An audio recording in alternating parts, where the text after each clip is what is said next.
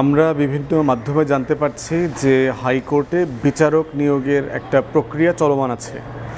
আমরা আগে যেটা দেখেছি বিভিন্ন রাজনৈতিক সরকারের সময় রাজনৈতিক দলগুলোর বিভিন্ন যে চেম্বার আছে তারা নিজেরা তাদের তদবির সুপারিশ এই চেম্বারের মিছিলের লোক ওই চেম্বারের স্লোগান দেওয়ার লোক এই ধরনের প্রসেসের মধ্য দিয়ে বিভিন্ন জনকে তারা নিয়োগ দেওয়া হতো। আমরা কন্টিনিউয়াসলি এই পার্টির পক্ষ থেকে গত অক্টোবর মাসে বিচার বিভাগ সংস্কার এবং একটা সুপারিশমালা দিয়েছিলাম এবং সেই সুপারিশমালাতে একটা পার্টিকুলার জায়গা ছিল সচিবালয় করার ব্যাপারে ছিল এবং জুডিশিয়াল অ্যাপয়েন্টমেন্ট কমিশন করবার ব্যাপারে, যে এই তদবির এবং ব্যক্তিগত কানাকানি ফুসাফুসি টাইপের নিয়োগ বাণিজ্য বন্ধ হওয়ার জন্য। তো সেটার প্রেক্ষিতে একটা অ্যাপয়েন্টমেন্ট অর্ডিন্যান্স জারি হয়েছে এবং এটা আমরা স্বাগত জানাই। এটার কিছু ত্রুটি বিচ্যুতি আছে যেটা নিয়ে অলরেডি আলাপ চলছে, বাট স্টার্টিং হিসাবে এটা একটা ভালো জায়গা। দ্বিতীয় পর্যায়ে আমরা দেখলাম যে এই সরকার আসার পরেই 23 জন বিচারপতি নিয়োগ হয়েছিল এবং এই নিয়োগকৃত বিচারপতিদের মাঝে অনেকেই যোগ্য মানুষ ছিলেন, কোনো সন্দেহ নাই, কিন্তু পদ্ধতিটা ফেয়ার ছিল না, এটা আমরা রাইট মনে করি নাই। আবার অনেক বিচারপতিকে ছুটিতে পাঠানো হয়েছে, পার্মানেন্টলি অবসরে দিয়ে দেওয়া হয়েছে কোনো প্রসেস ফলো না করে। অতএব এই প্রসেসগুলো ডেভেলপ করাটা জরুরি বিচার বিভাগকে গতিশীল করা এবং প্রাতিষ্ঠানিক করবার জন্য।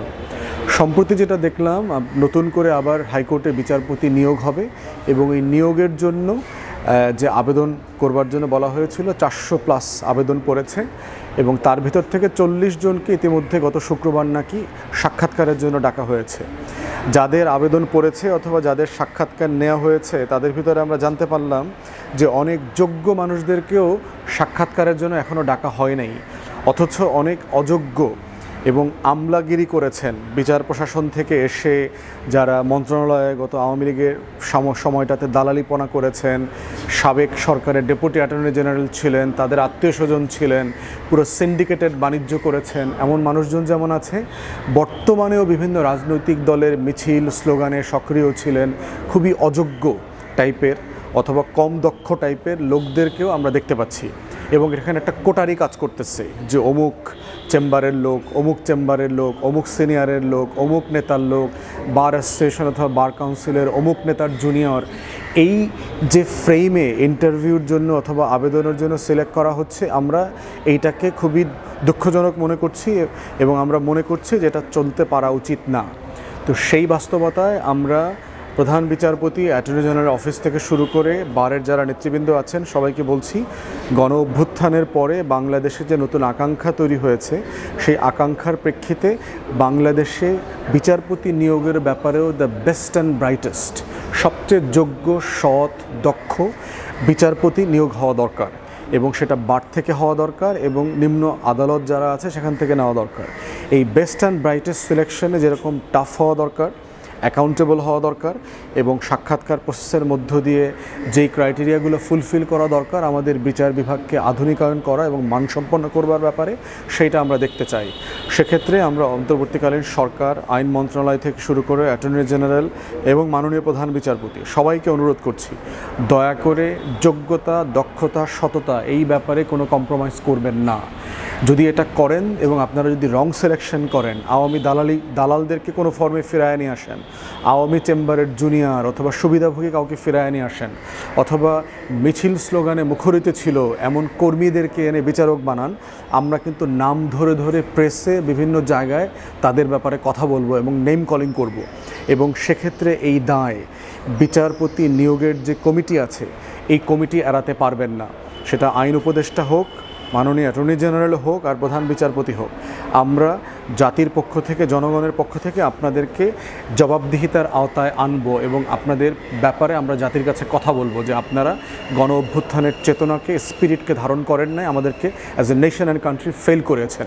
অতএব সেই জায়গাতে আমরা বোধ করছি আপনারা দয়া করে প্রসেস ফলো করবেন, স্বচ্ছতার ভিত্তিতে করবেন এবং বেস্ট অ্যান্ড ব্রাইটেস্টদেরকে আপনারা দয়া করে বেঞ্চে আনবেন, যেন জাতির যে ন্যাশনাল রিফ্লেকশনস আছে, জাতির যে অ্যাসপিরেশন আছে সেটা যেন এখানে প্রসেসের ভিতরে রিফ্লেক্টেড হয়।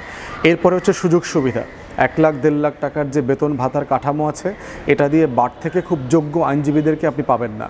ন্যূনতম এই বেতন ভাতাটা বেস্ট লয়ারদেরকে যদি অ্যাট্রাক্ট করতে হয় সেটা 5 লাখ টাকায় নেওয়া যেতে পারে। অন্যকে ইনসেন্টিভ দেবেন, সেই ব্যাপারগুলো ভেবে দেখেন। কোর্টের আয় প্রচুর, শত শত কোটি টাকা কোর্টের উপার্জন আছে।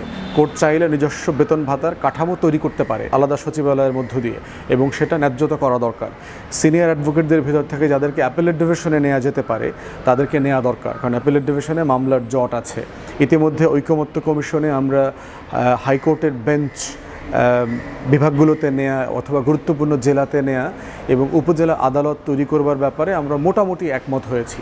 সেগুলোর বাস্তবায়ন প্রক্রিয়াটা কী হবে সেটা নিয়েও আপনাদের মধ্যে কথা হওয়া দরকার, এবং চ্যালেঞ্জ কী কী আছে, কোথায় কোথায় স্পেস তৈরি করতে হবে এবং ট্রেনিংয়ের ব্যবস্থা করতে হবে সেটা দেখা দরকার।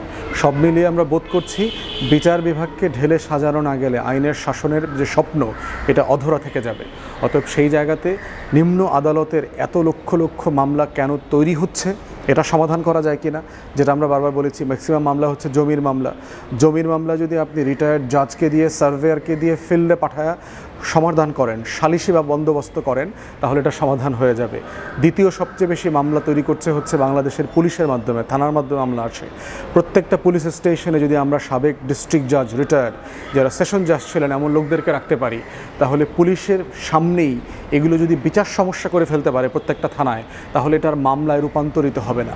এই ধরনের কিছু ইনোভেটিভ আইডিয়া আমরা ড্রাস্টিকলি করতে পারি কিনা, করলে যেটা হবে একটা এই যে জট লেগে আছে ইনসাফের না পাওয়ার জট, এই জট থেকে জাতি মুক্তি পাবে। আমরা আশা করছি প্রধান বিচারপতি নেতৃত্বে মাননীয় আইন উপদেষ্টা, মাননীয় অ্যাটর্নি জেনারেল যারা আছেন সবাই এই একটা কালেকটিভ লিডারশিপ দেবেন এই জায়গাতে, যেন আমরা এটার উত্তরণ করতে পারি। ধন্যবাদ।